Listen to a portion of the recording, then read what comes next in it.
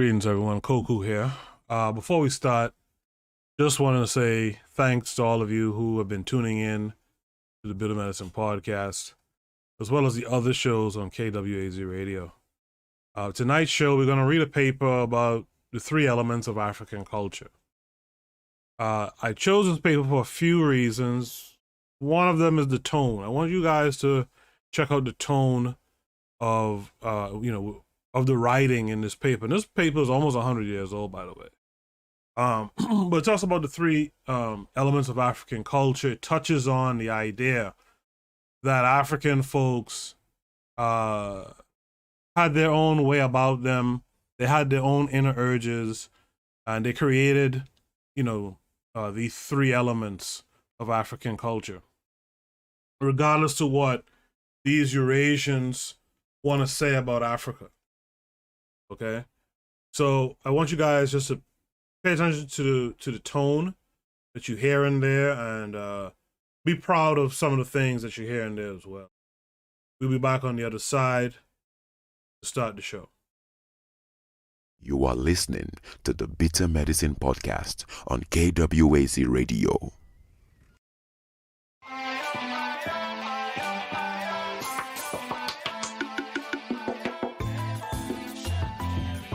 Welcome to the Bitter Medicine podcast, where it's all about Black empowerment. Our show focuses on Black news and entertainment, arts, science, economics, history, people, and strategies that uplift, empower, and motivate Africans within the diaspora. And now your host, whose favorite color is black, Goku.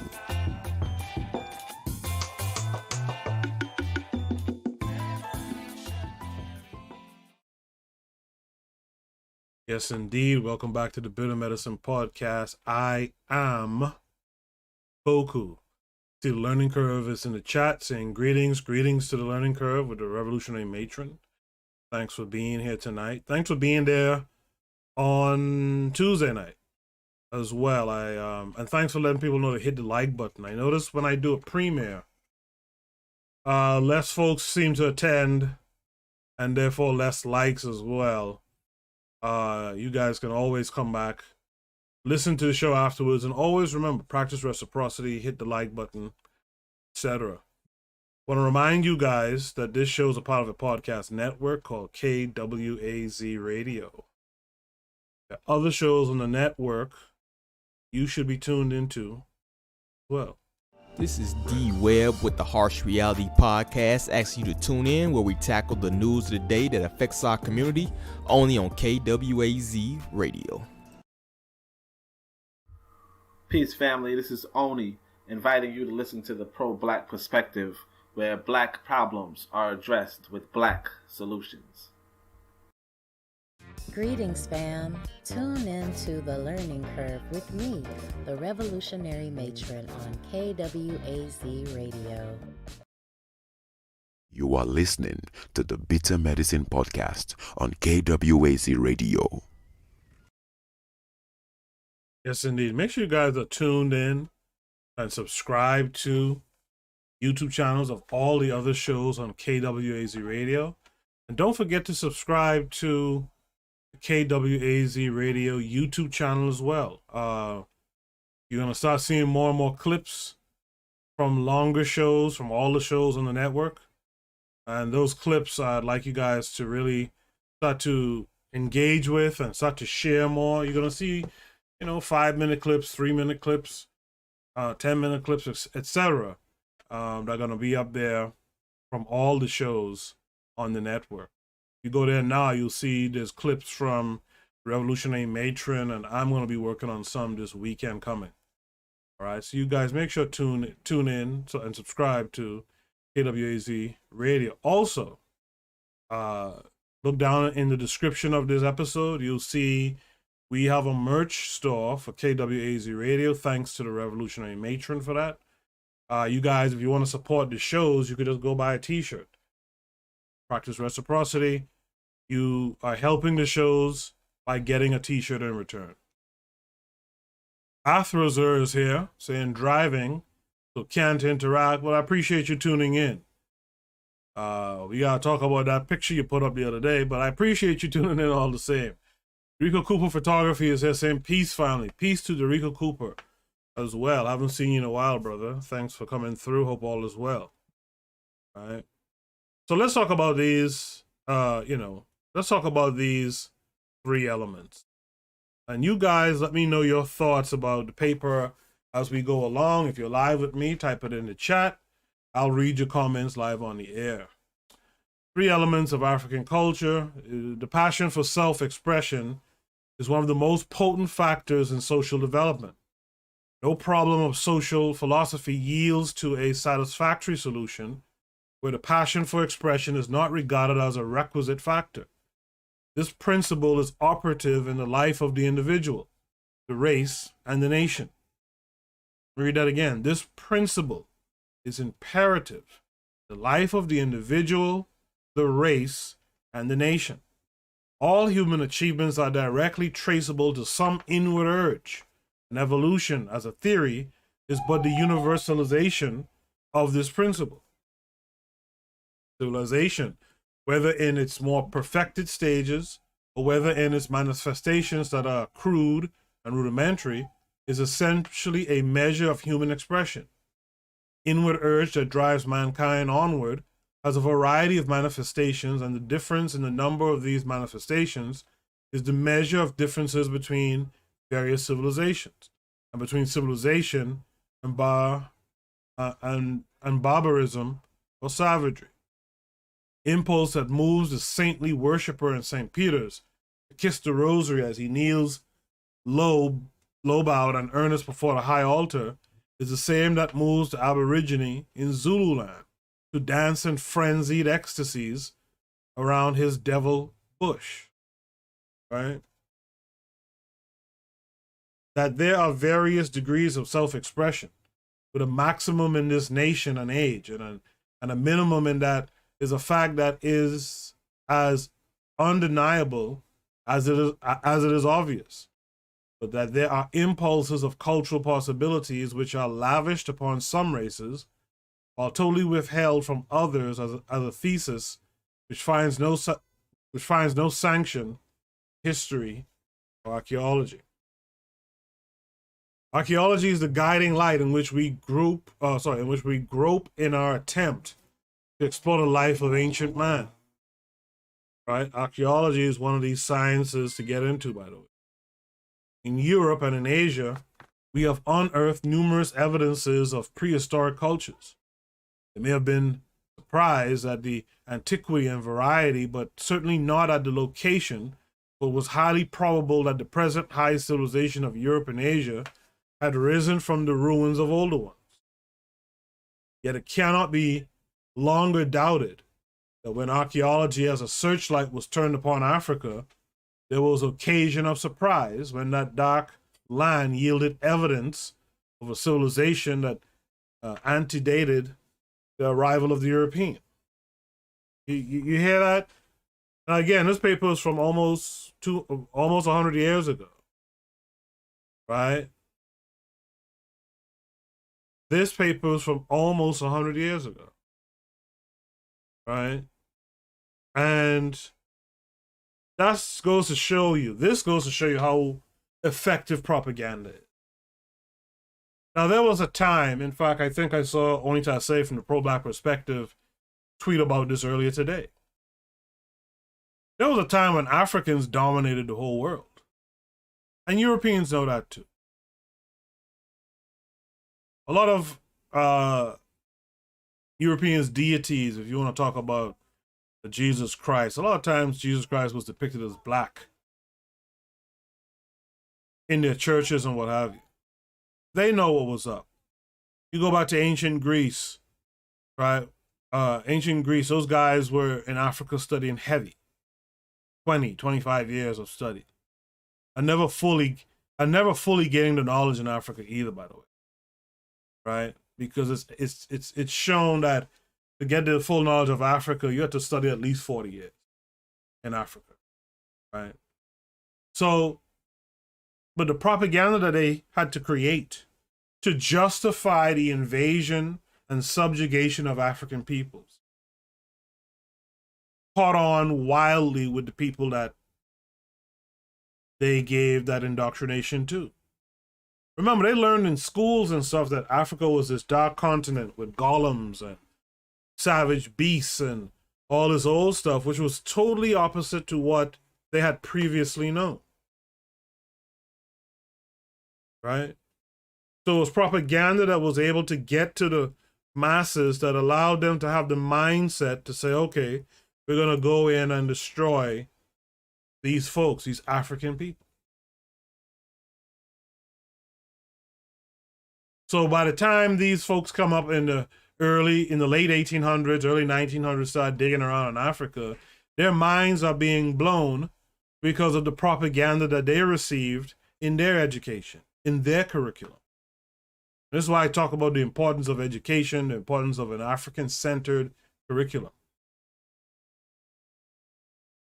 A part of that will include positive propaganda. So this tone of surprise and shock, that's due to their propaganda that lasted for, a couple of 100 years or so, right?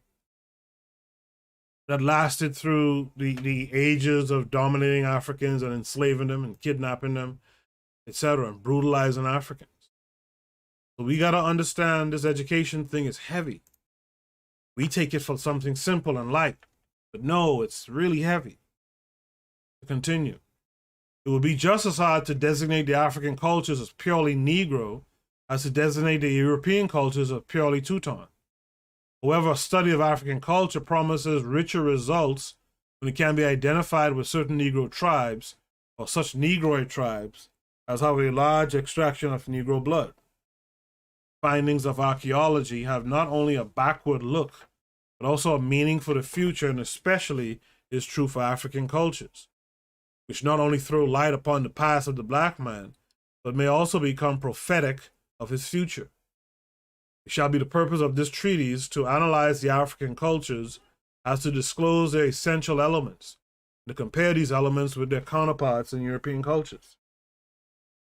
Once attention has been directed towards Africa, there arose numerous archaeological expeditions, and especially noteworthy were the findings of those from Germany and England, the two European countries which had the most ambitious schemes of colonization. Germany and England. Details, there is not always agreement among the various archaeological explorers, but in the main, there is unanimity that is marvelous, and especially is this true when there is evidence such keen rivalry is at bottom doubtless economic. What are the essential elements of civilization? What are the cultural manifestations which constitute the sine qua non of human progress? What is the irreducible minimum of civilization? Studied answer must include ethics, art, and government. For without any one of these, no social order can claim for itself an approach to civilization. Cultures of nations and races must be expressive of these cardinal elements of social expression. In investigating African cultures and their essential elements, it is deemed best to dwell at greatest length on the positive aspects of those cultural manifestations. To attempt a negative exposition of the primitive cultures of any people will not reveal any worthwhile criterion of its worth, especially when the scope of investigation is limited to three essential elements of culture. If ethics, art, and government constitute the irreducible minimum of civilization, which is manifested in certain cultural aspects, it is clear at the outset that specialization in ethics, art, and government is the measure of a people's advancement. That brings us to the first mentioned of the three, ethics. Right? Just want to remind you guys to hit the like button. Make sure we have as many likes in here as viewers at a time. The learning curve says scroll to the bottom and click KWAZ radio merch. And she gave you the site is www.tshirtepiphanies.com. One word, tshirtepiphanies.com. Right, so you guys make sure to check it out. That's a great way to donate to the show. You know, shows that you like on the network, and as well receive something in return. Get a T-shirt, wear it, take pictures in it. Let us get them. You know, let us tag us in the pictures on social media. You know, and let people know that you are a fan of something positive. Okay. To continue. The first one is ethics. Of the African peoples, let us consider first their ethics. It can hardly be doubted that it was an important step in man's upward journey when he reached what anthropologists have called the dawn of mind. But it was no less momentous an event when there was within him the dawn of morality. Morality is the highest defensive weapon which mankind can wield. So important has it become in the struggle for existence that to man, the highest form of greatness is a moral greatness. That the highest civilizations of history have been grounded in moral strength, has become an historical postulate. But what of the races and nations that live beyond their pale? For the Africans and their crude and primitive surroundings, moral beings. Tillinghast and Bovis would doubtless answer in the negative. The former in his The Negro in Africa and America is loud in his criticism of the ethical standards of the African. In fact, he seriously doubts the advisability of the African. In fact, he seriously doubts the advisability of saying that the tribes of Africa have an awakened moral sense. Frobenius, however, comes forward with an assertion to the contrary, asserting, quote, I cannot do otherwise than say that these human creatures are the chastest and most ethically disposed of all the national groups in the world, which have become known to me. Right? So what this guy...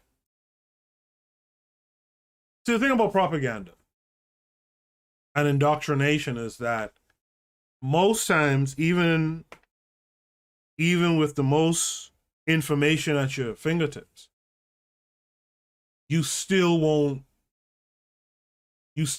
deal with the information, the new information that you get. You'll still stick to your dogma, your indoctrination. This is what we see with black folks and these Abrahamic religions. Last night, the revolutionary matron and Onita Say from the pro-black perspective did a joint episode last night, which was pretty dope. And they were talking about the black codes of the French. And they pointed out how important it was for the French to push Catholicism. Because through pushing Catholicism, that religion, they were able to keep their enslaved Africans in check. Right? And so, even with that kind of discourse, which you guys should all go and check out, by the way, if you haven't already. Even with that kind of information, most Black equals African folks still won't give up this religion. You know, they still won't give it up. The learning curve says they knew they were lying, so they had to make us concubine Christians to enslave us. Absolutely. You know, that's what that religion is for. The colonizer's religion is to keep the colony and to keep you colonized if you're a subject of the colony. You know? So when this guy here says, you know, loudly, this guy, what's his name? Tillinghast, you know, says he doubts that African tribes have any moral sense. That's because in the abundance of water, he still is thirsty. Which makes him a fool, right? He just can't. He's seeing the same thing that Frobenius is seeing, but he just can't give up on his indoctrination. And I say that to say this. We as African folks, we got to get heavier into our indoctrination. In fact, if I'm to be honest with you, I think we play it too fair. And I think that's our biggest downfall. We tend to play, we are too human, right?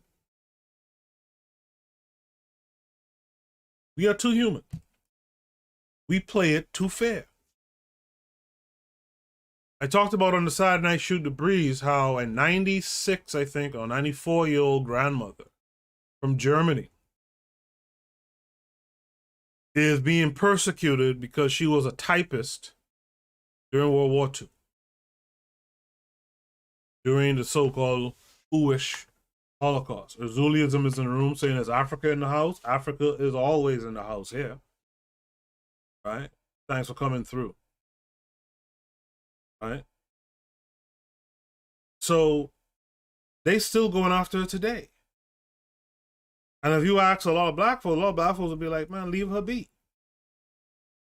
Like I read to you guys when I read the book, read from the book Nation Building. Photo.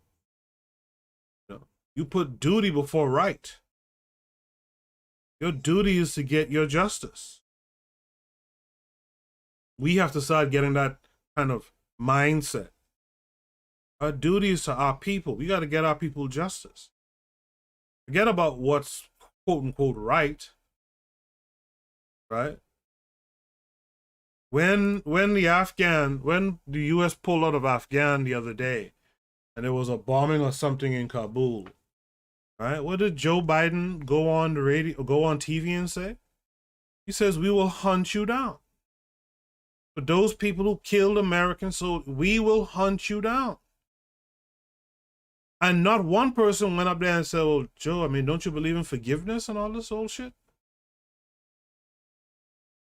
That's on us. We got to give up on this nonsense that we're on, and we have to start, if we want to build this nation, we got to start getting serious, and serious will include being ruthless as well. We got to indoctrinate our people against our enemies. In the Haitian Revolution, one of the things that really made them victorious is the quote-unquote technology. You know, when I say technology, you know what I mean. I'm talking about their belief systems, right? The African spirituality, right? But one of the first things they did, Bookman gave the word, like, give up on that religion shit that they give you. Get back to yours and identify your enemies within first. You know who your enemies are outside of you, but identify these fuckers inside here who are your enemies. Deal with them first. I say all that to say that, listen, these folks don't change their mindset towards you, even though they can receive as much new information as possible, they could see as much good things as possible. A lot of them will still hold on to what it is they've believed, and their families have believed, and their peoples have believed for generations. It's time we start putting up that same kind of backbone, because let me tell you something. It takes some balls. It takes some backbone to still stick with what the bullshit that you and your folks have been talking about for generations, even though you see for yourself much different.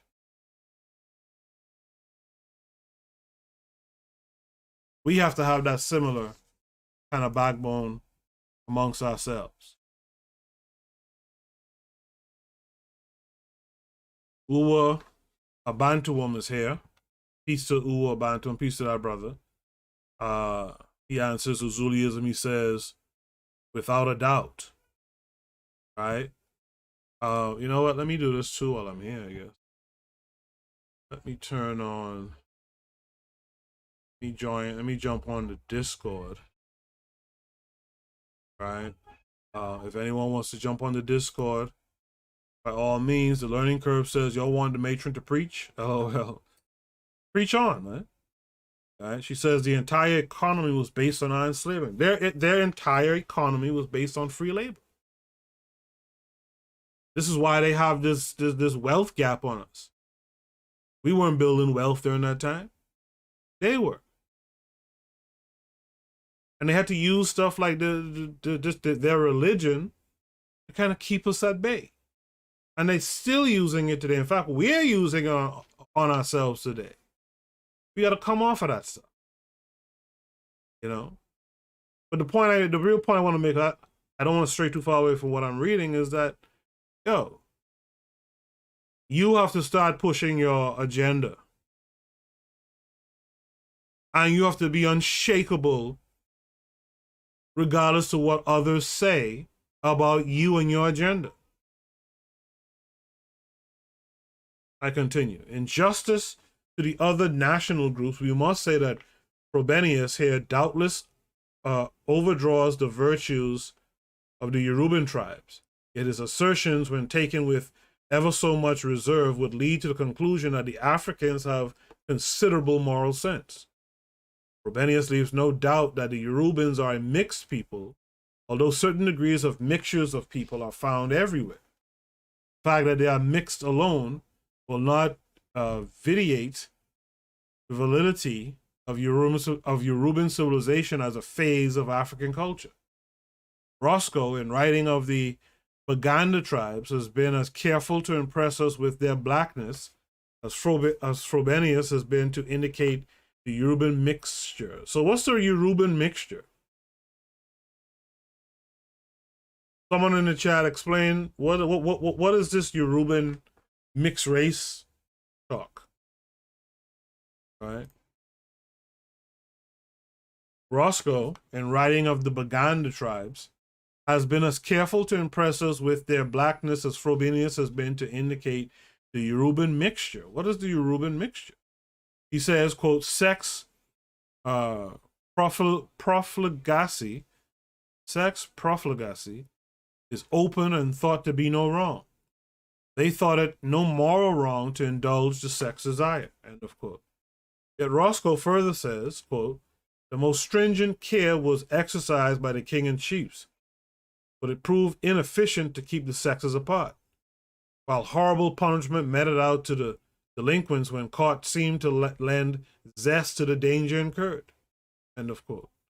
The significant thing in Roscoe's account is not the open sex profligacy, I've never heard that word before, but the stringent care exercised by the kings and chiefs and the horrible punishment meted out to offenders. After all, there is abundant evidence that even in Baganda, there is some ethical standard. Do you hear the tone here? Roscoe continues, quote, theft is not common among the people, for they were deterred from stealing by fear of punishment, which was certain to follow, end of quote. The very fact that there was fear of punishment is indicative of some conception of social morality.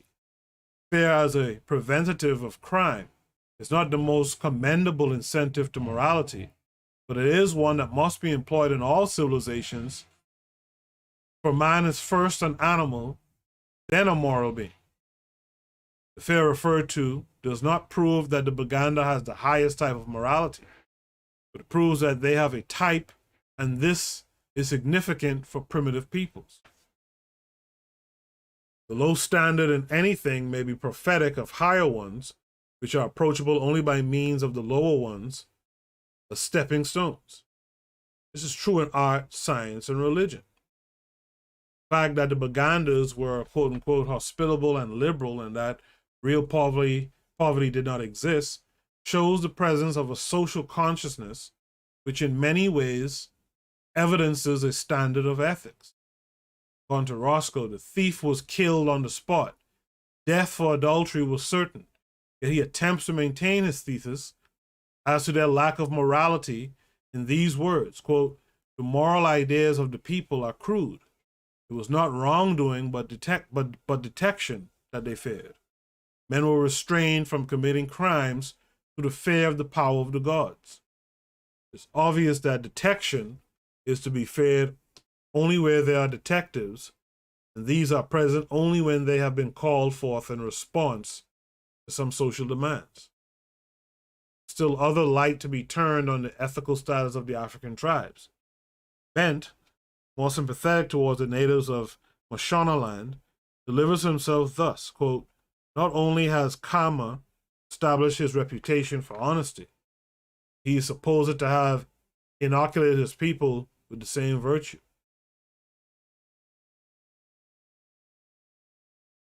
I must say that I look forward with great interest to seeing a man with so wide a reputation for for integrity and enlightenment as Khama in South Africa. Somehow one's spirit of skepticism is on the alert on such occasions, especially when a Negro is the case in point. And I candidly admit that I advanced towards Palapwe, fully prepared to find Ba Mangwato a rascal and hypocrite, and I left his capital after a week's stay there, one of his fervent admirers. But Dent adds, quote, doubtless on the traverse roads and large centers where they are brought into contact with traders and would-be civilizers of the race, these people become thieves and vagabonds.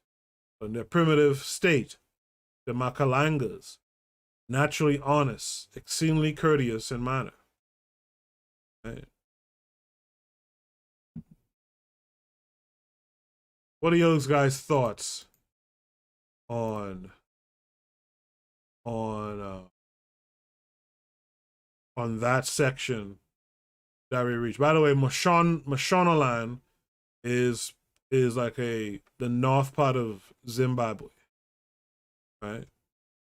What are you guys' thoughts on that part of the reading right there? But do you see what I've been saying about tone, right?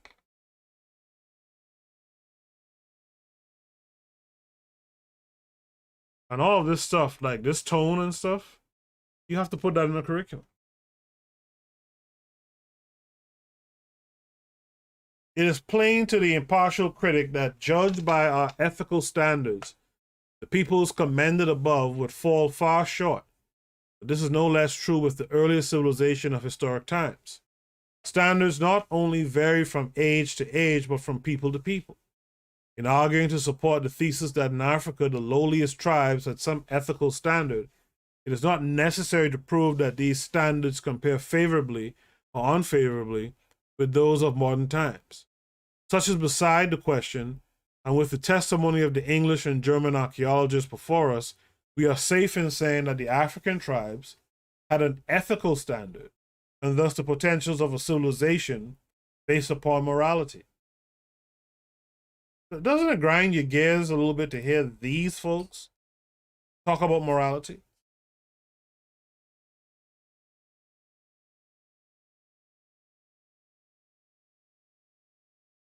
It's kind of wild to me to hear these folks make themselves seem like the standard for morality.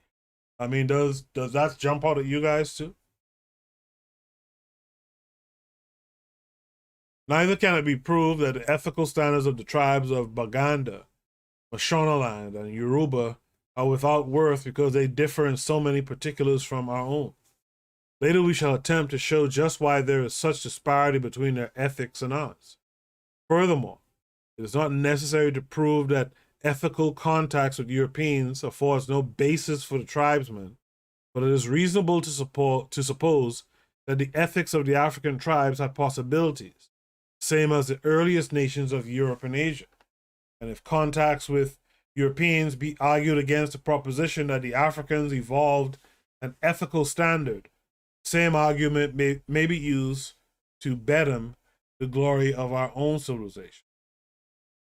We therefore contend that whatever possibilities lie with the people who can evolve an ethical standard surely must lie with the African.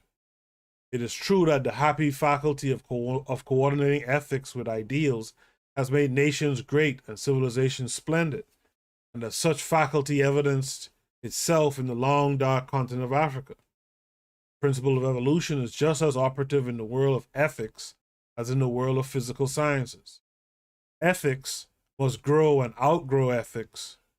Ethics must grow and outgrow ethics, is ethics notwithstanding. That's interestingly written, but I get it. Right? Ethics must grow and outgrow ethics. It's ethics notwithstanding. The most rabid critic does not deny to Africa ethical origins, but such authorities as Tillinghast and Beauvais would deny their practical worth. These men criticize the standard rather than deny that there are ethical manifestations of culture. Elwood, in his Sociology and Social Problems, contends that the regulation of sex relations has been the greatest achievement of man.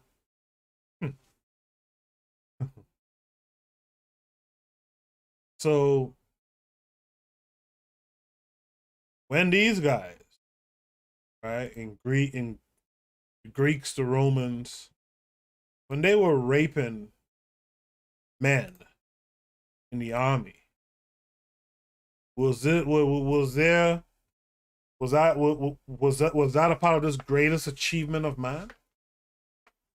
Granting the truth of this statement, we have evidences that the African made desperate efforts to regulate sex relations, both by a kind of public opinion and by punishment.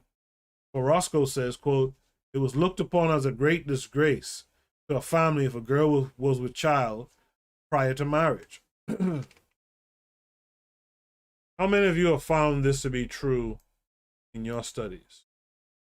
It was looked upon as a great disgrace to a family if a girl was with child prior to marriage. We are certain that there was marriage, and this itself is an indication that an attempt had been made to regulate the all-important matter of sex. Roscoe further held that, quote, "the marriage vow was binding," end of quote. Both these writers also commended ethics of the Africans, and those who belittle their standard then are essentially agreed to the fact of their ethics. Although there were widely variations in the standards of different tribes, we are abundantly justified in assuming that the ethics of the Africans was as susceptible to improvement as our own. The more advanced standards were prophetic of still more advanced ones. So that was ethics. Next is art. You guys let me know in the chat, if you're live with me right now, what is your feelings about that writing on African ethics? What are your general feelings about that writing, African ethics? Is YouTube screwing around with the views now? Possibly. Or possibly it's just me and two other people here. Right? So art. You know what, before we begin, let me do a quick station ID break. I'll be back on the other side. You are listening to the Bitter Medicine Podcast on KWAZ Radio. This is D Webb with the Harsh Reality Podcast, asking you to tune in where we tackle the news of the day that affects our community, only on KWAZ Radio. Peace, family. This is Oni, inviting you to listen to the pro-black perspective, where black problems are addressed with black solutions. Greetings, fam. Tune in to The Learning Curve with me, the revolutionary matron on KWAZ Radio. You are listening to the Bitter Medicine Podcast on KWAZ Radio. Yes, indeed. Make sure you guys are subscribed to all of those other podcasters' channels, as well as the KWAZ Radio YouTube channel. Make sure you guys are tuning in to those shows. I assure you, there's some great shows that all the other shows, there's some great episodes that all the other shows are putting out. Last night, Revolutionary Matron on the Learning Curve with Onita Say from the pro-black perspective did a great show talking about the black codes, the French black codes. You guys should definitely tune in to that episode. I'm sure the Harsh Reality Podcast will be dropping something new soon as well. So let's get to the second section. No comments in the chat, so I'll just read. What a man admires is an infallible index to his innermost soul. Whether in the adornment of some temple or the crude markings upon primitive pottery, man is ever striving to express himself in his labors. Strange to say that though the passion for self-expression is dominant in human activities, the art of expression is still in its infancy. We may divide human artifacts into two classes, namely, those of utility and those of aestheticism. That the latter has a form of utility, we should in no case deny, but as to the utility of aesthetics, we deem it beside the point here to discuss. When we use the term quote-unquote art in this treatise, it will have the specific meaning of the attempt on the part of man to express his emotions, or his attempt to satisfy the aesthetic cravings in the soul. That there are such cravings is a fact which is universally conceded. That there are many evidences of such attempts among all civilized lands, none will deny. That man's attempts at artistic expression is a criterion for his civilization, is a historic fact. There can be no civilization without his concomitants of aesthetics.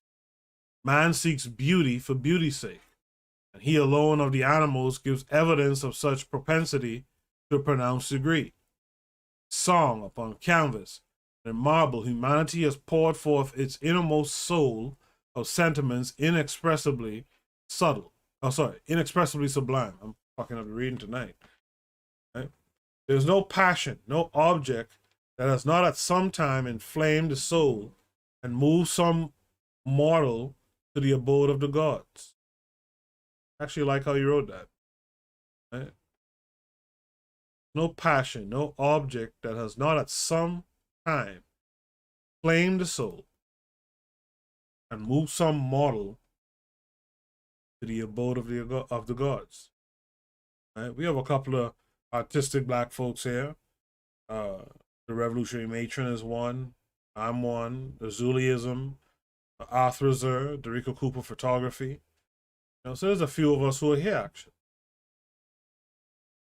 And that's what we need. But we need to make sure that the art that we are creating is in service of our people, our politics, culture, our economics, and our attempts at nationhood. What have the explorers in darkest Africa found to indicate that the Africans love the beautiful? What have the Africans to show as specimens of fine art? The music of Negro peoples has become proverbial. Insofar as song is an expression of aesthetic propensities, the African abundantly qualifies as a lover of art. Whether the strength of a Wagner or the melody of a Beethoven, whether the melody of a southern plantation or a concert in symphony hall, the principle of the music is the same. Crude instruments of which the explorer tells us are mute testimonials of the African's attempts to express himself in song and music. They were to be found in the Baganda land, according to Roscoe, drums for dancing, and the quote-unquote royal drum was elaborately decorated, thus showing a combination of sight and soul appreciation for beauty. Sight and soul. He said that the harp and string fife were also found in this same tribe. Pottery found in this region was glazed, and figures painted thereon indicated beyond doubt artistic design of no mean order. The basketry had various figures worked through the skillful manipulation of the bark fibers.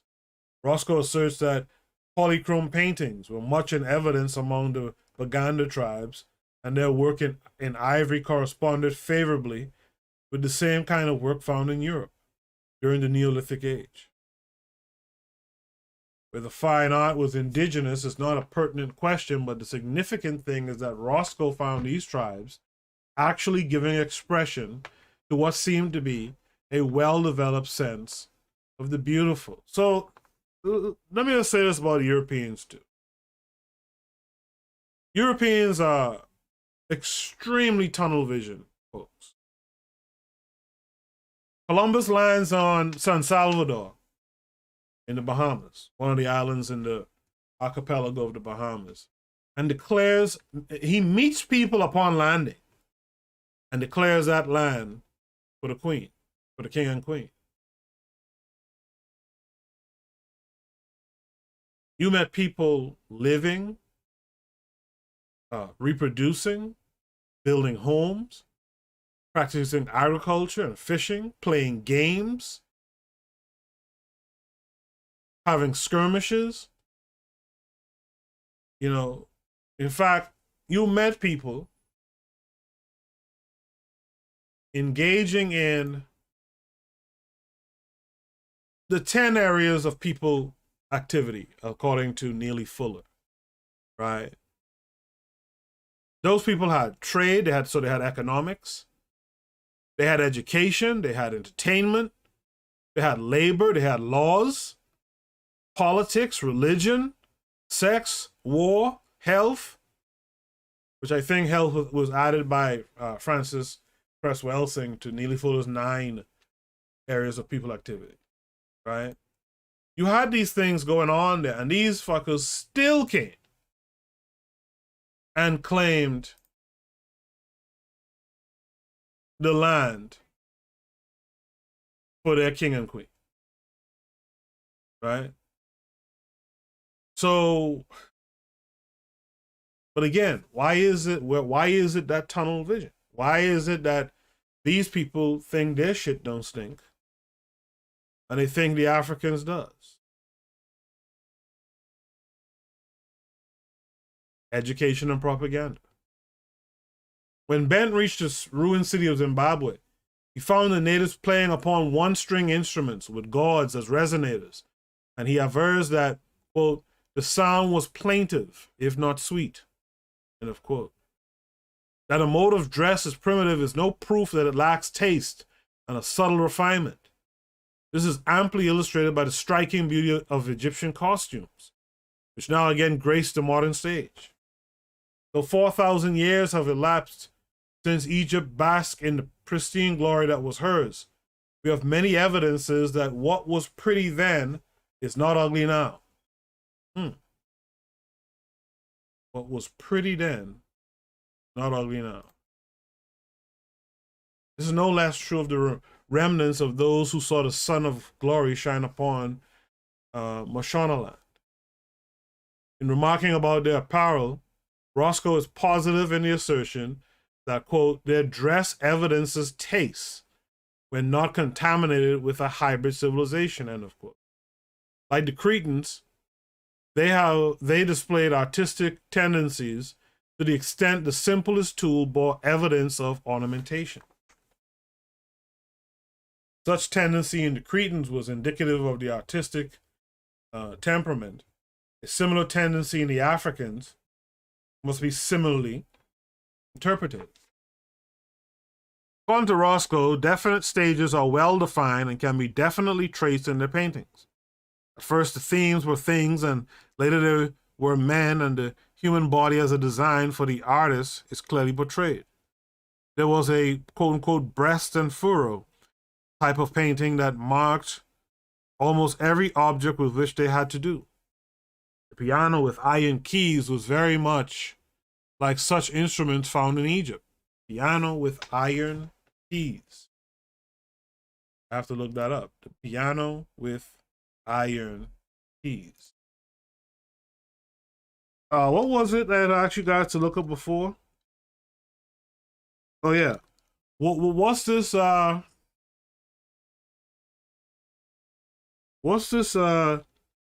idea of the Euro being a mixed people?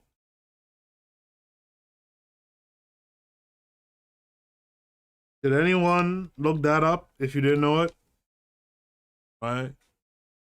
Piano with the iron keys.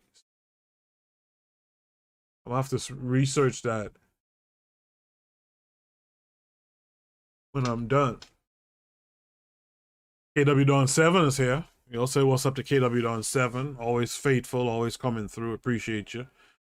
He says there was a panel of Negroes complaining about a movement to change STEM to STEAM. They were against the inclusion of arts. Shaking my damn head.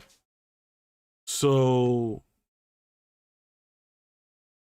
Negroes were complaining about art being added to STEM. That's interesting. You know, I had a conversation with someone not too long ago.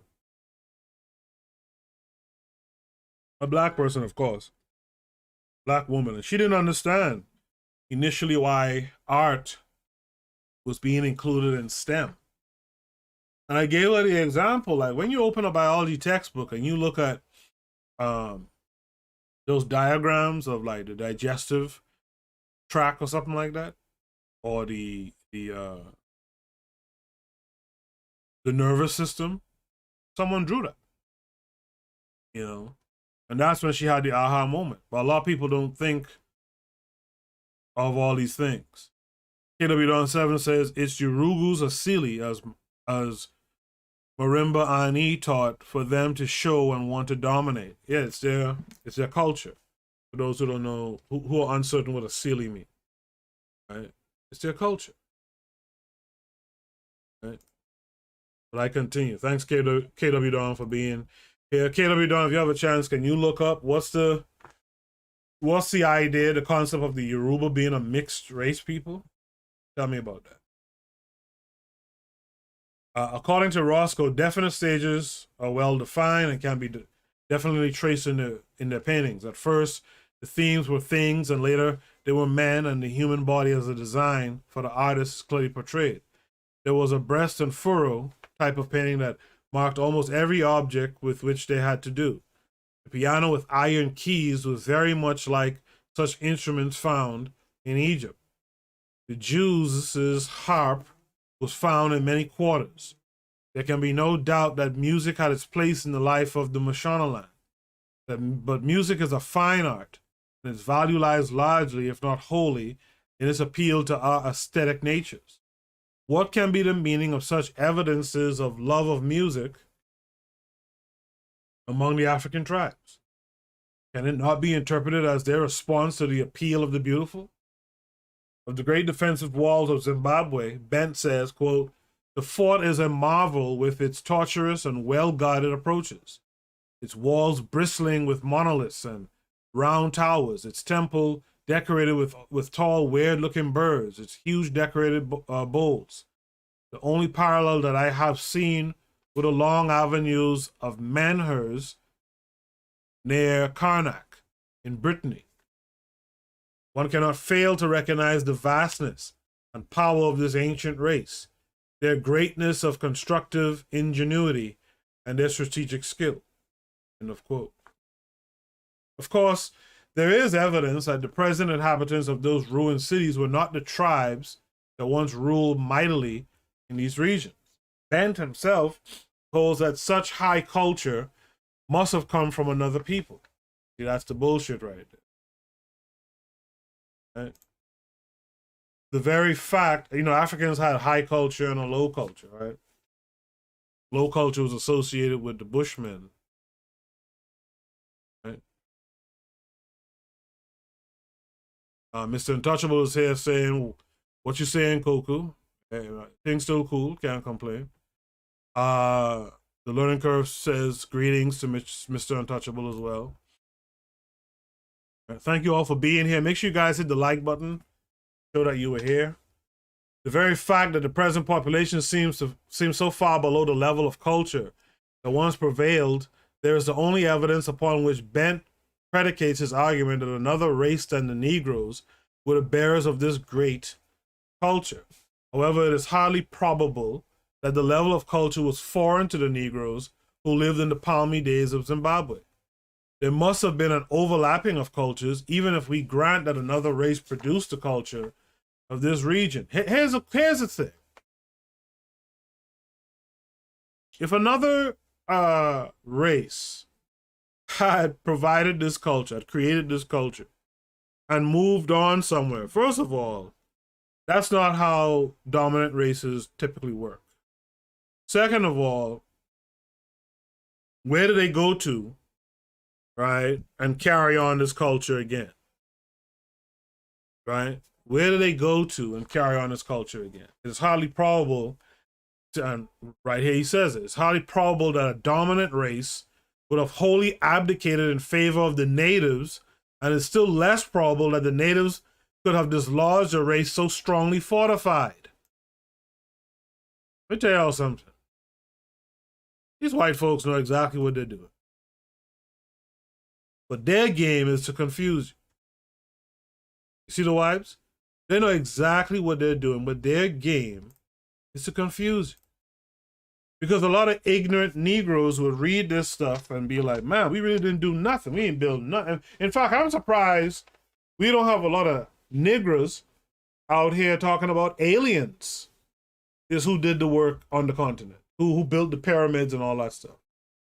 I'm always very surprised by that. That we don't have more Negroes out here building whole YouTube channel followings off of the idea that is some aliens and stuff who came down and gave us everything we know. You know? Anyway, I digress. It is highly probable that the same race of people could have produced the peoples who occupied the level of these two very different cultures. No one supposes that the inhabitants of Athens today are equal to the Greeks of the days of Pericles, yet they are connected with the same great race. Aside from the ancient walls and temples reputed to be products of a genius foreign to the tribes of today, Bent comments favorably upon the art such as is the product of the modern inhabitant. With regard to a beautiful bowl, he says, quote, the work displayed in executing these bowls, careful rounding of edges, the exact execution of the circle, the fine-pointed tool marks, and the subjects they chose to depict point to a race having been far advanced in artistic skill, end of quote. Hunting scenes were numerous, and in the processions of men, animals are often put in to make for relief. Sometimes a bird is introduced for the same effect. It's quite singular that in one of the hunting scenes, the sportsman is a Hottentot. Right?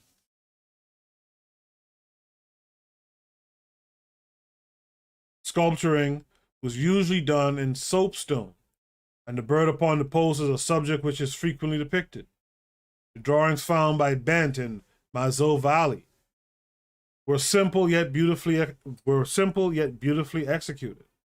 Magnificent handmade pottery is decorated in patterns of red and black, while colors are obtained from hemolite and plumbogo. If we turn with Bent to Tokoland and see in the Toko's Kraal the drawings of the Bushmen, quote, we can trace distinctly three different periods of execution. The first is crude and now faint representation of unknown life. Second is deeper in color and admirably executed, and partly on top of this latter are animals of the best period of this art in red and yellow. The third is an inartistic representation of human beings, which evidently belongs to a period of decadence, and in the execution of this work, the colors invariably are red, yellow, and black. Red, yellow, black.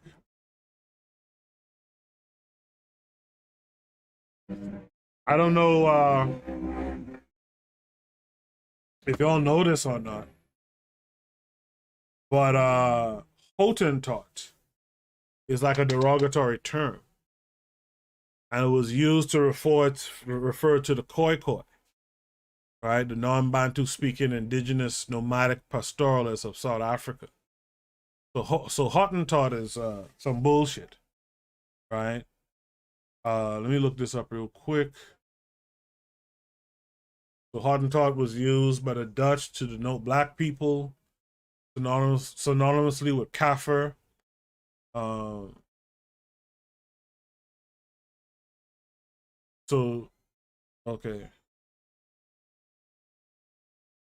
Okay, the main meaning of Hottentot as an ethnic term in the 19th and 20th centuries has therefore been to denote the Khoikhoi people specifically.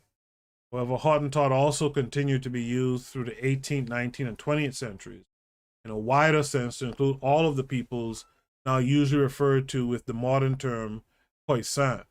Not only the Khoikhoi, but also the San people, hunter-gatherer populations from the interior of southern Africa who had not been known to the 17th century settlers, once often referred to as Bosjesmans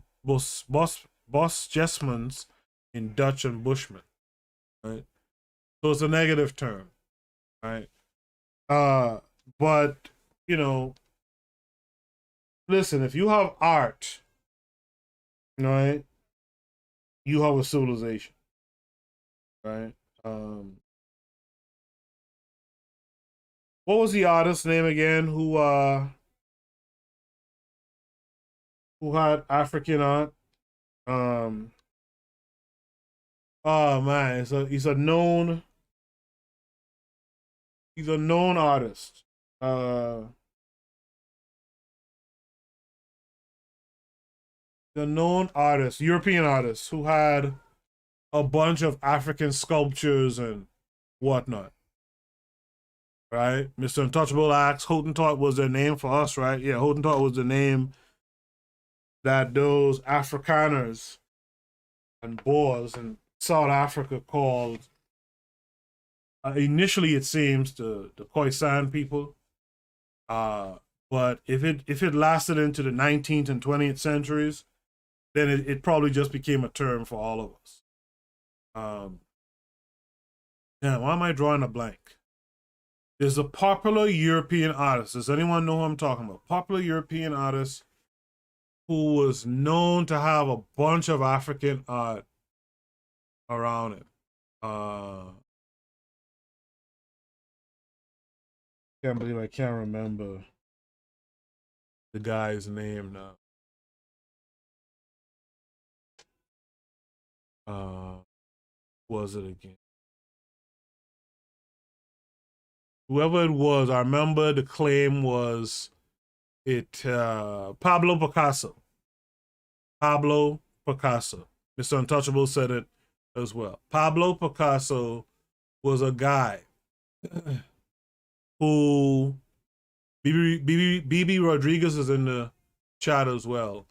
Thanks for being here. She says Dali. I don't know who Dali is, but Pablo Picasso was the guy who had all this African art around him, right? And he claimed that I think he had the art around him because he drew upon like some of the spiritual energy from the art, and it inspired a lot of his own art, right? So while y'all bullshitting, right?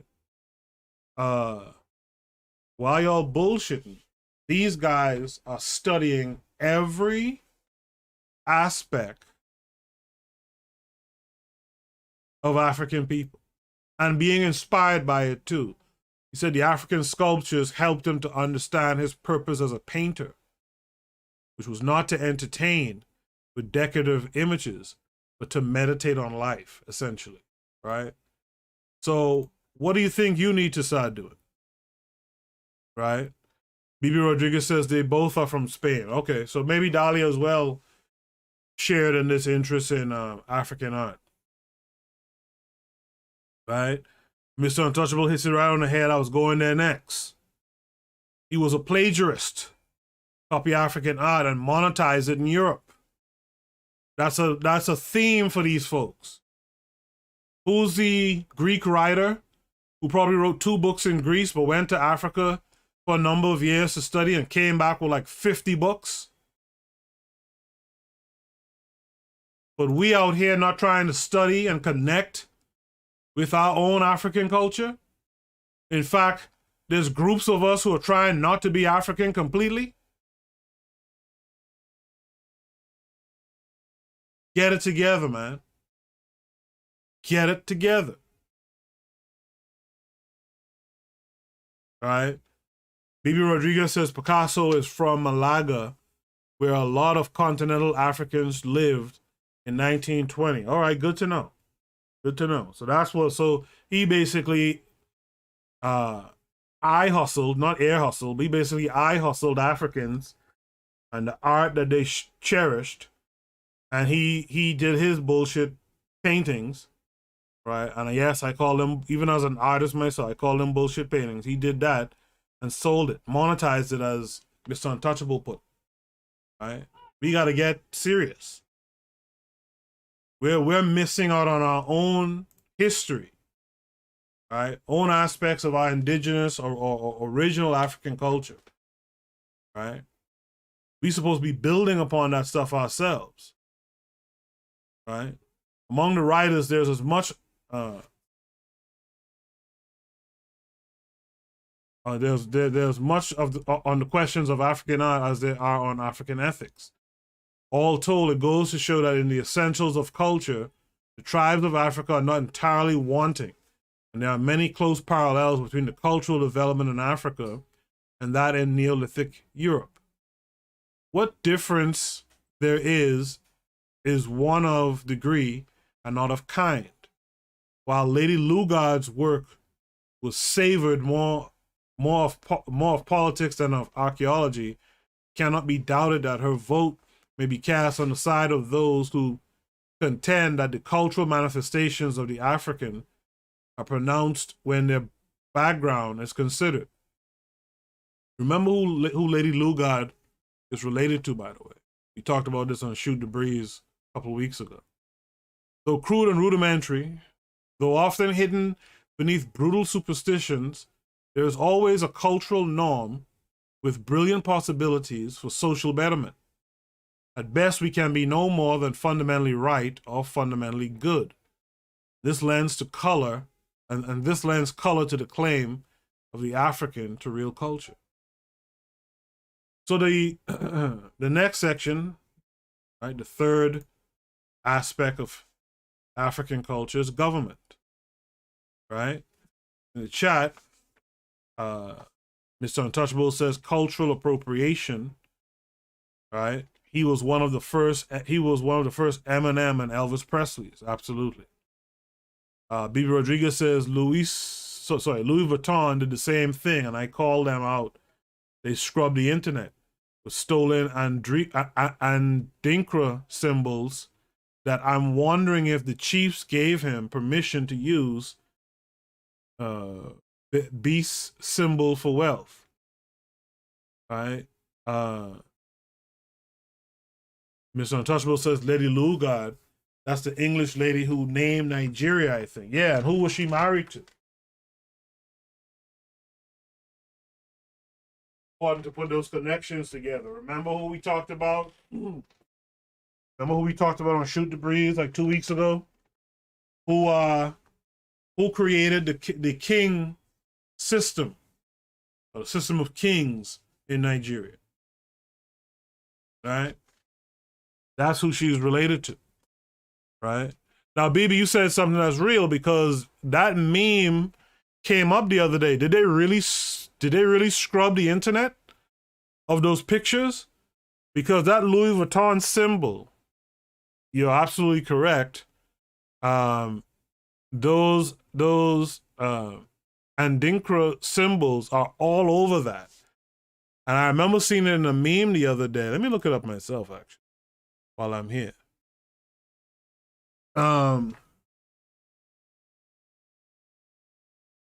Andinkra symbols and Louis Vuitton. Right? So when you do that search,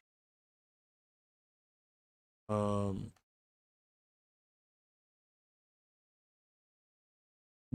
or two people have some stuff up. But you're right, like the direct connection, I don't really see articles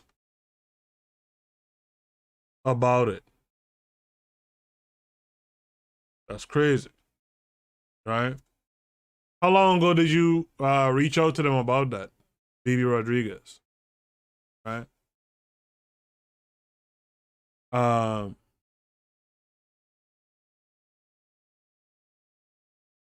BB says the brown bags have the symbols that symbolize wealth. Yeah, I just found a picture with that just a second ago.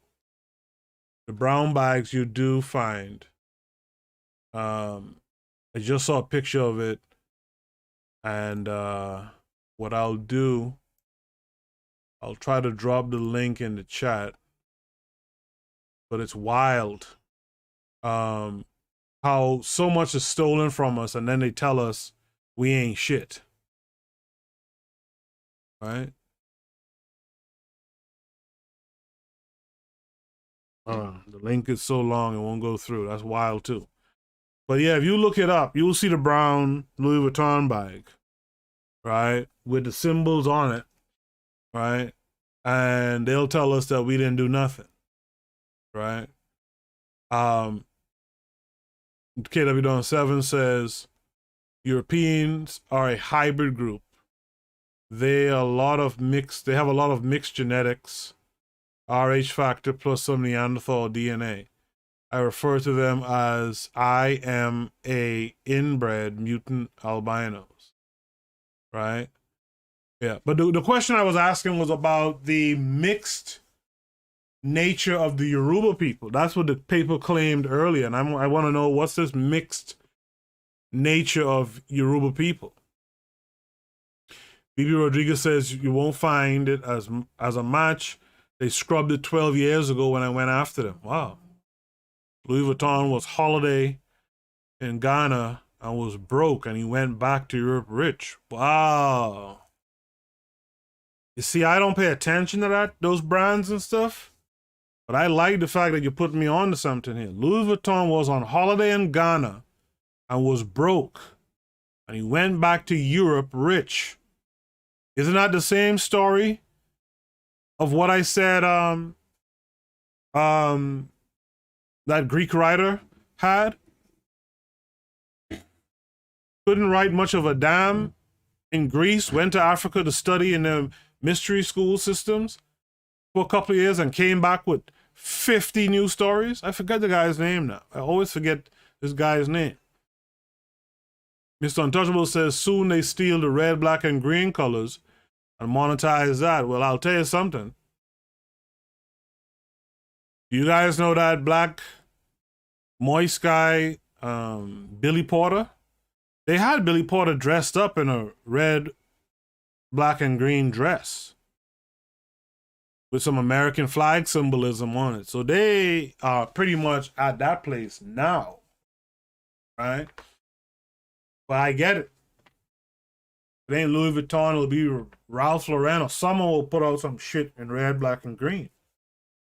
Right? Bibi Rodriguez says, I wasn't here for your Greek presentation. No, it wasn't a presentation I did. I was just mentioning how earlier in this paper I was mentioning how there was this Greek writer. He's not a big, but he's fairly large of a name, but he's not like the big names. But yeah, he had 2 books or a book or something. In Greece, went to Africa for a number of years, came back to Europe with 50 plus books under his name. Right? KW7 says, I thought you said European people. No, this paper earlier said that the Yorubans were mixed race people. And I'm trying to figure out what race are they mixed? What is the mix that they're referring to? Right? Bibi Rodriguez says, oh Lord, I saw something horrific about Billy Porter this morning. These mischief makers must be removed from I guess representation or something. Mr. Untouchable says they call it being inspired by African art. I call it stealing. And I absolutely agree. You know, but I'll tell you this too. Our ancestors didn't know better. Number one, didn't know better. Number one, was powerless in a lot of regards. I'm not sure when Louis Vuitton did his bullshit, but in a lot of regards, were powerless to what these folks were capable of doing. But we have more understanding today. And if we are not protecting our IP, then we're the ultimate fools. We have to protect our IP.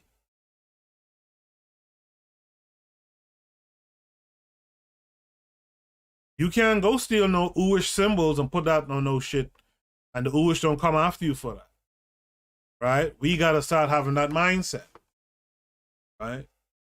We have a duty first before any kind of right. Okay? And our duty is to protect our ancestors' work. So government.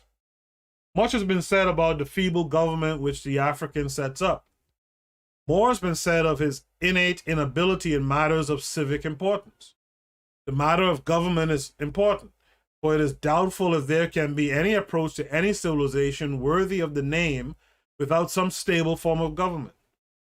It is generally conceded that the democratic form of government is the best developed stage of the body politic. But this form, even at present, is far from realization. While it is a great and inspiring ideal, its presupposition is that people are capable of self-government, and in many cases, this is a supposition that is not based on fact and cannot be corroborated in practice. If democracy is the highest form, absolute monarchy may be the lowest form. Yet monarchy is a form of government, and despite the low esteem in which it is held within recent years, it must be admitted that for ages, monarchical government was the guardian and custodian of civilization. It is more necessary to have some government than it is to have good government. What's your guys' take on that statement? Necessary to have some government rather than it is to have good government. I'd like to hear your thoughts, you guys who are live with me today. I'd like to hear your thoughts. All right?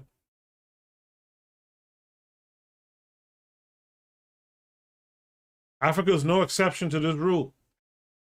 Frobenius goes so far as to say that the government in the Yoruba land was fashioned after a republic. With superior and subordinate officials, the Yorubans had the semblance of an orderly government. There was the king with a senate, which filled the function of cabinet as well. At the court were counselors at law and attorneys for the state. Says Frobenius, quote, before the advent of Mohammedanism,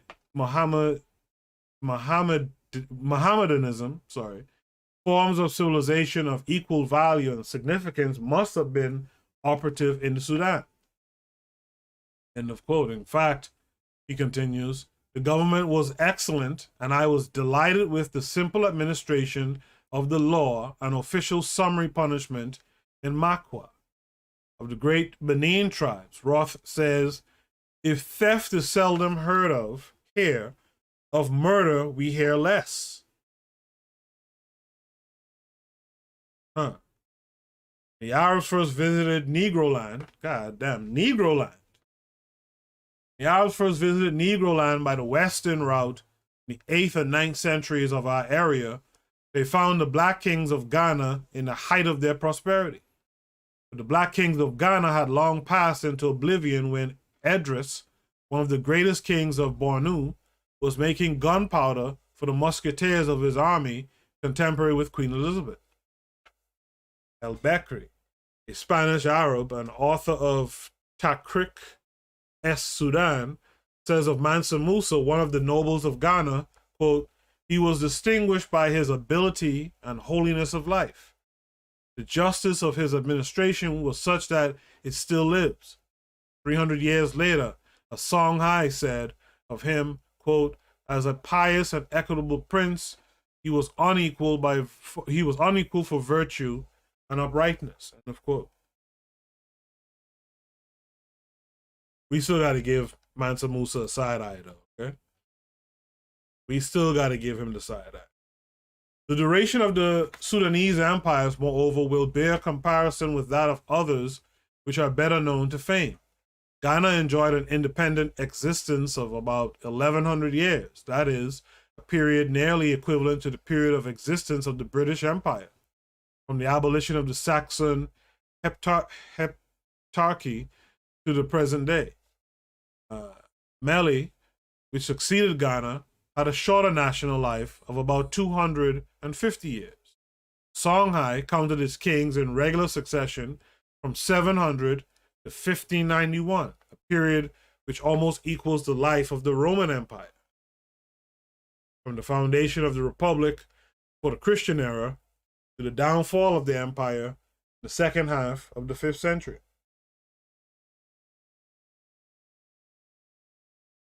The duration of Bornu was less reputable.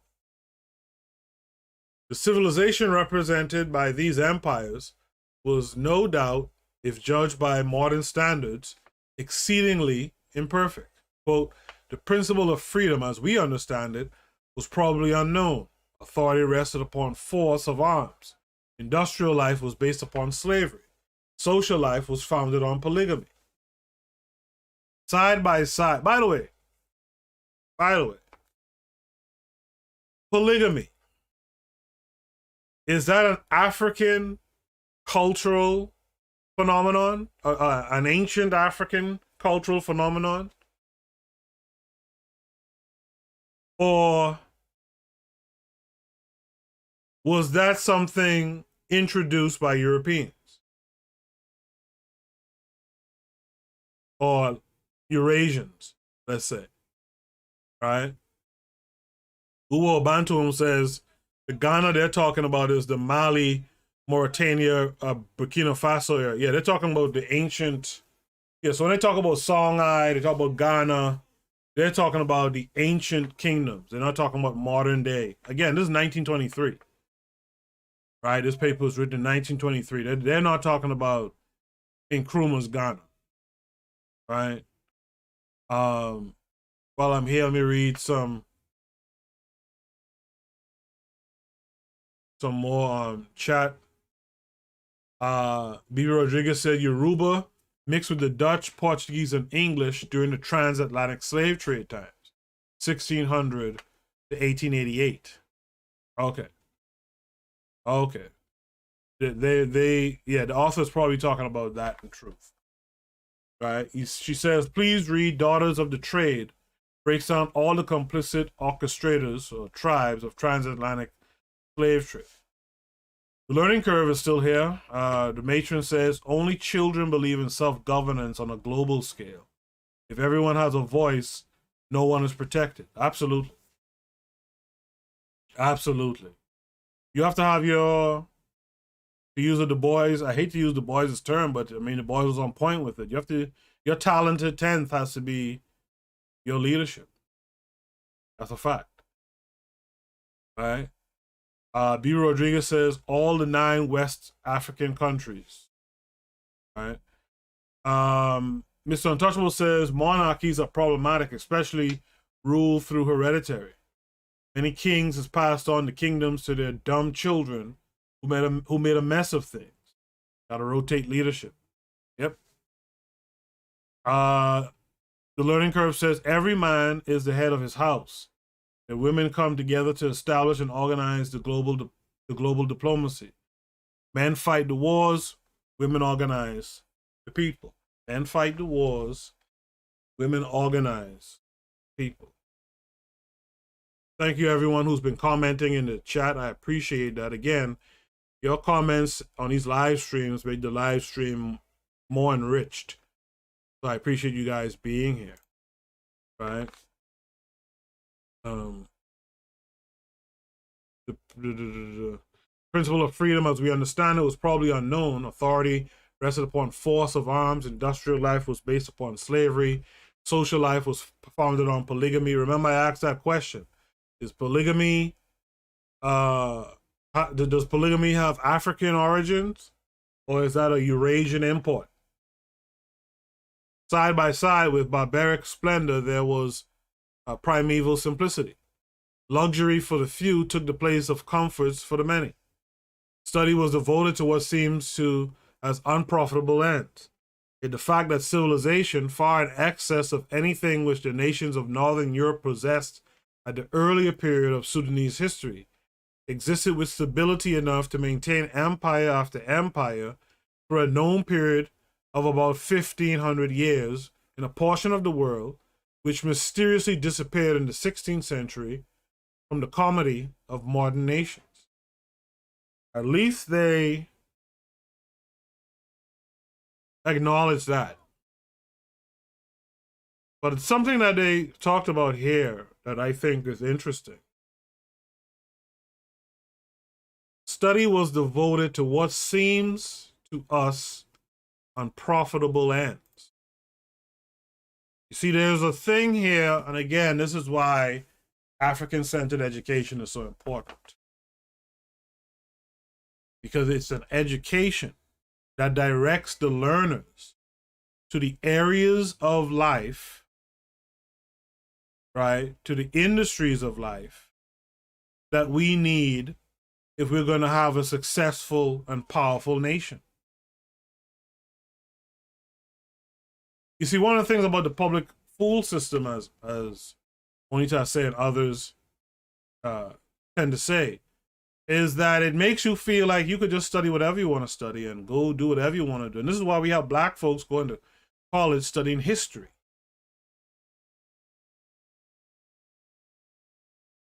Listen, we all could be historians. We ain't got to go to school for 4, 6, 8 years for history. There's other areas of industry that we need to be studying and putting our efforts towards, right? We got to stop studying, right? And of course, when I say college, of course, we're talking about this Eurasians college. But even still, you got to study stuff that has profitable ends. We're not talking about individual profits. We're talking about national or nationhood profits.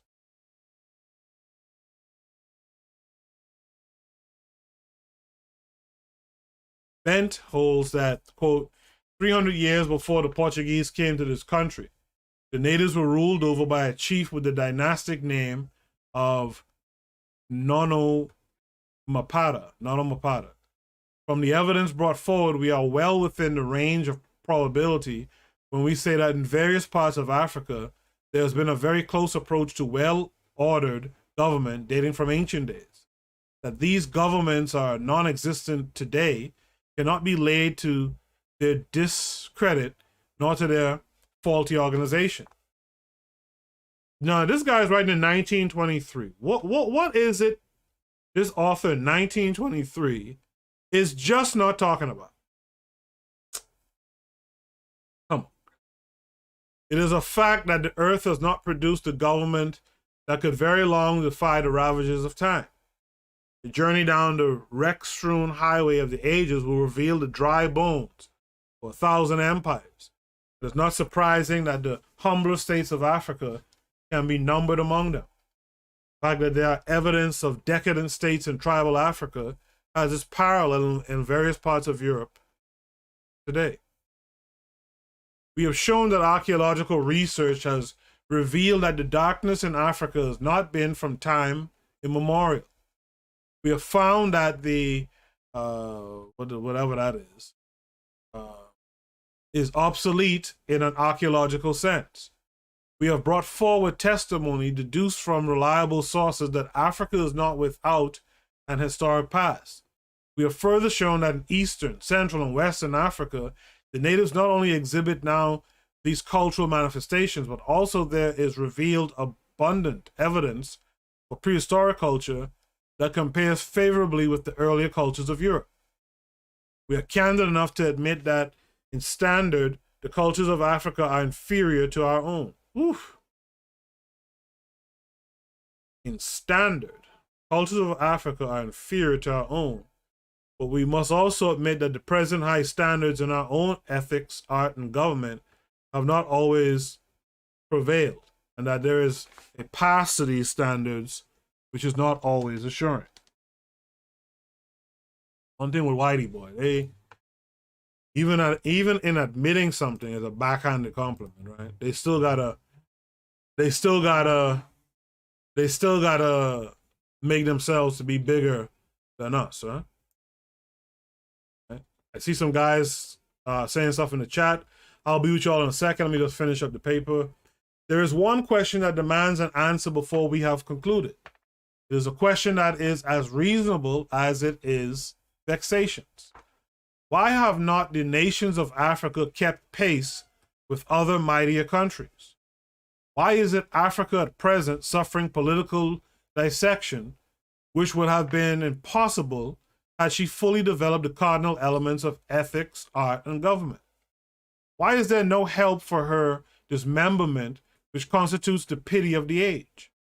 Answer to these questions is obvious when we shall have considered first one of the fundamental propositions in human psychology. The rise of one nation may hinder the rise of the other. It is not improbable that an accentuated civilization in Europe might have retarded civilization in Africa. We do know that the slave trade, I should have had a bell to go ding, ding, ding, ding, ding. We do know that the slave trade had a tremendous effect on their fortunes. This guy,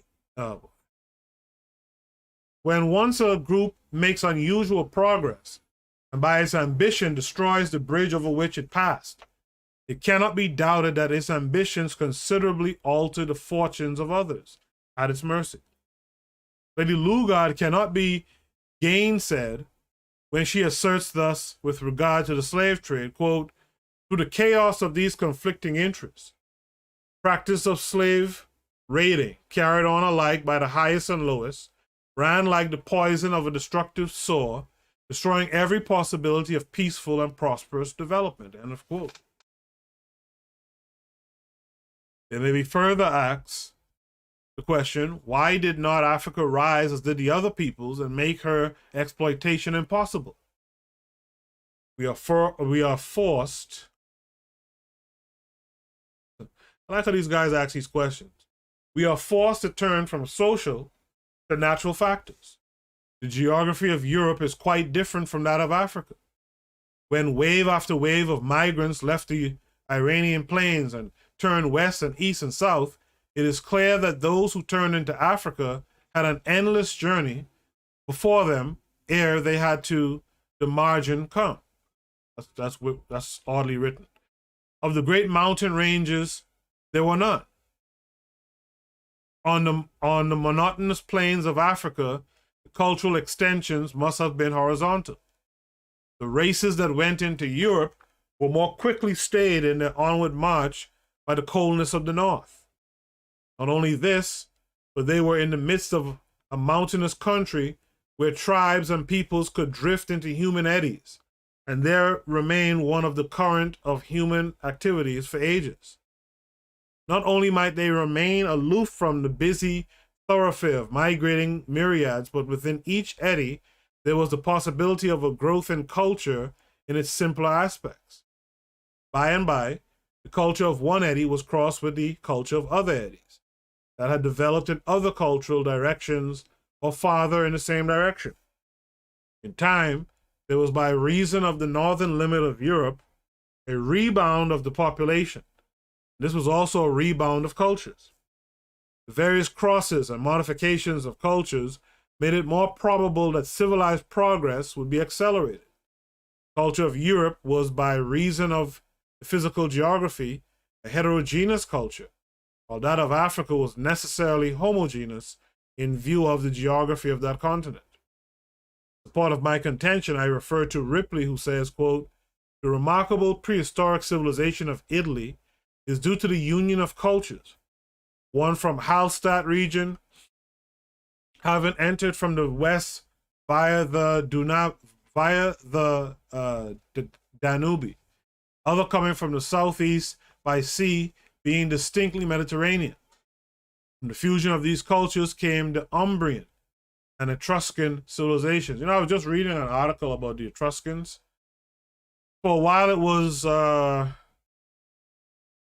were uncertain who the Etruscan people really were, where they came from. And they claimed that through DNA, that the Etruscans really came from the area where Rome is, and that they are similar to the people there today. I remember at one point, if I'm not mistaken, I think Tariq Nasheed was pushing that idea that the Etruscans who were black. I think it's Tariq or someone else in the past had pushed that thinking. Ripley further contends that the ancient high civilization of Mesopotamia was possibly because it was a point of convergence of immigration and invasion. Civilization has always been accentuated at points where cultures could cross. There are few or none such points in Africa, hence the retardation of cultures there. This dude glossed over slavery, by the way. As Lady Lugard said, the slave trade aggravated the cultural disadvantages which grew out of the physical geography of Africa, and because of its monotony of environment, there has been little or no cross-fertilization of cultures, indispensable requisite to cultural development. That brings us to the end of the paper. Type 1 if you enjoyed the paper and the chat discussion. All right, type 1 if you did that. While you do that, I'm going to come back and read the comments in the chat. But right now, I want to remind you guys that this show is a part of a podcast network. You know the other shows, the Harsh Reality Podcast, Pro-Black Perspective, The Learning Curve with the Revolutionary Matron. We are trying to grow the network. We're particularly trying to get voices from the continent itself. We're open to voices from the Caribbean, from the UK, from Central and South America, who have a Pan-Africanist mindset and who are discussing some aspect of the African world, right, or the Pan-African world that we're not really discussing. So things like, African spirituality, for example, would be a great addition to the podcast network. So if you know someone, or if you are that someone, you should listen to this right here. Have you ever considered joining KWAZ Radio? Each of our hosts shares their unique perspective with you. You might have a perspective that needs to be shared. If that's true, hit us up at kwaz.radio@gmail.com.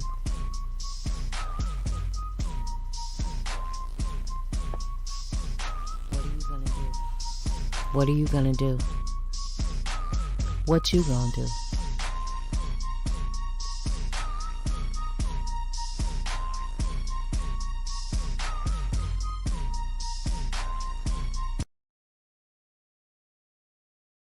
Yes, indeed.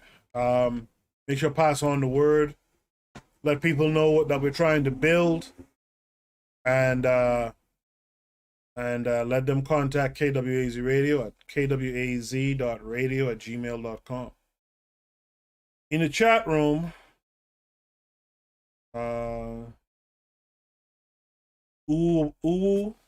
Abantuum number 2 says, on point. A command economy with rotational leadership. Royalty begins in the household. Everyone has a role in village or neighborhood policy. Then it is scaled up in size. I can get with that. Mr. Untouchable says, in most societies where women outnumber men, you will always have polygamy or a variation of it. Women are designed to carry out their natural functions despite the social boxes you get put into. Okay, Mr. Untouchable tackled that question. The Pro-Black Perspective is here, y'all. Y'all say what's up to the Pro-Black Perspective. Make sure to check out that episode from last night that he did with the Revolutionary Matron on her podcast, on her show, The Learning Curve. Tune into that. Make sure to give it a thumbs up. Drop a comment. We all like to get comments on these shows. Drop a comment for sure. KW Don 7 says, Urugu stole Africans from Africa and then stole Africa from the remaining Africans. Del Jones. That's a nice quote. Urugu stole Africans from Africa and then stole Africa from the remaining Africans. Yeah. BB Rodriguez says that's the truth. She said Etruscans were Southern European. Yeah. I mean, they were And like the article said this week that I saw about it, I don't know why it came up in my stories on my phone, but basically they were from that region, pretty much. They were from Rome, basically, right? KW Don 7 liked the paper and he liked the discussion. So thank you for that. Seems like you're the only one who did, but I appreciate it. Vivi Rodriguez says CRT, which is critical race theory, is necessary now. Wikipedia is now becoming problematic. Many posts are labeling our people as laborers during the slave trade and not as the enslaved. Specific classification is necessary. I'll say this, that in fact, I said this on a show, maybe it was Shoot the Breeze again, like a week or two ago. Yeah, 2 weeks ago, I think. Critical race theory, really and truly, we need to be teaching our children, quote unquote, critical race theory. Like I said at the start of the show, we need to be teaching our children who our enemies are and to treat them and act with them accordingly. Remember the video that went viral of the Asian woman? I guess she was Chinese, I don't know. I can't tell him. Who was telling her child about don't trust black people? That's what we're supposed to be doing. But we're too soft. We're too afraid to tell them that. And by we, I mean as a group. We are too afraid, because what has happened with us too, the reason why we're so afraid to, and I like this part of the discussion last night on the learning curve. Only thing I say was echoing something I've said on this show before, which is, in his experience with black organizations, there's always a white boy around. There's always a white boy around. And if you always have white folks up in your mix, then most of your people are going to be afraid to be critical of them. And black folks, I am so ashamed of some of our people. We talk about this white ally thing, and come off of that foolishness. Let me tell you something. If you out here talking about you have a white ally, please don't bring them around my show.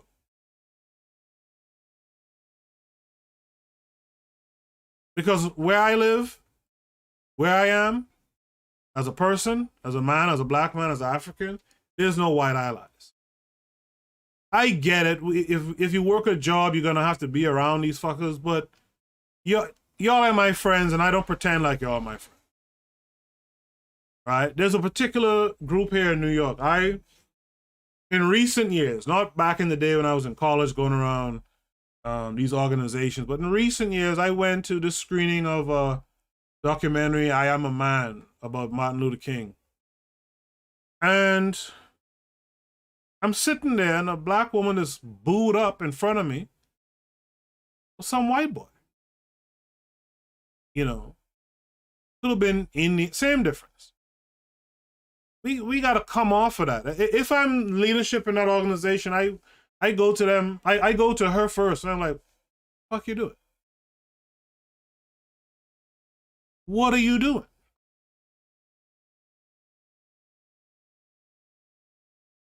And then I go to him and I say, partner, you have to roll up.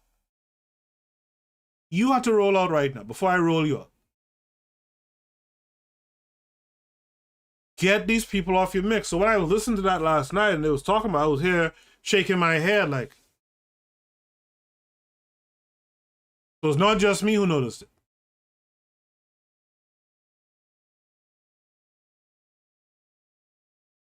It's not just me who noticed it.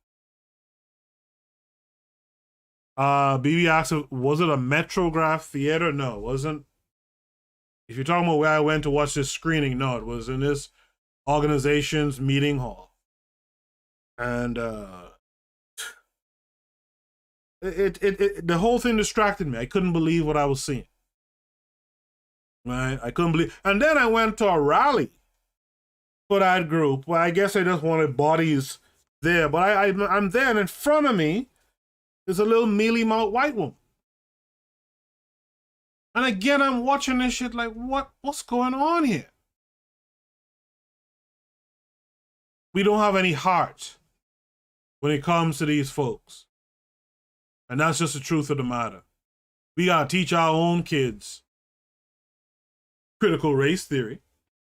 Teach our own kids to identify your enemy and to live like that's your enemy. Bibi Rodriguez says, Dr. Amos said there is no such thing as multiculturalism because no one practices it but us. You know, I could tell you the college, when I came to the States here, the college I went to, when I went to that college in the middle of the middle of the 90s, when I went there, that school was mostly black and Jewish.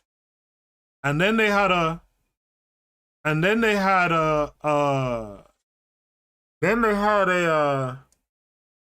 push for multiculturalism. So that brought in the Arabs and the Asians and whatnot. And if you look at the campus today, very little black presence. Multiculturalism just drives us out. Thing with multiculturalism, which is crazy, and I read a paper about this, in these schools that they're pushing for multiculturalism with the Asians and Arabs and Hispanics, they're teaching them Gavi in some cases. Right? So now these folks who already have the leg up will now have the ability to maintain that leg up because they're going to be practicing what Gavi laid down, which we don't practice. It's just maddening, right? Absolutely vexing. Bibi Rodriguez says, I know it wasn't restoration. LMAO. Booed up. No, it wasn't Restoration Plaza. It wasn't too far from there either. And this group has had events at Restoration Plaza too, by the way. Right? I won't name the group, but just weak sauce. Just weak sauce, man. Anyway, guys, that's the paper tonight. I want to thank you guys for being here with me. Thanks for making the chat a little lively. Thanks for the likes. If you haven't liked the video yet, please like the video. If you'd like to, later on, drop a question or comment in the comment section. I'll be happy to respond to it. This is Thursday, so I'll be back on Saturday night, 8 p.m. Eastern Standard Time. You can click the link at the top of the chat or down in the description of the video. And you can join the Discord by doing so. Join the Discord. Drop your Shoot the Breeze topics. Right? Try to drop them before Saturday at 8 p.m. Eastern Standard Time so that I could, look something up if I have to. And we'll come on, we'll discuss it. All right? Again, I thank you guys for being here. I'll see you guys on Saturday. Peace.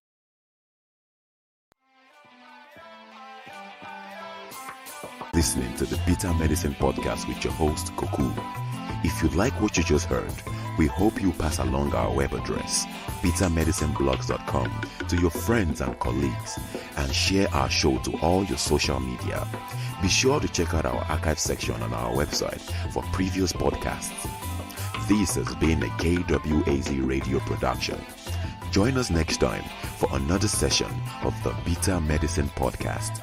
Follow us on Facebook at Bitter Medicine Show, Twitter, Bitter Meds, Tumblr, Bitter Meds, Instagram, Bitter Medicine.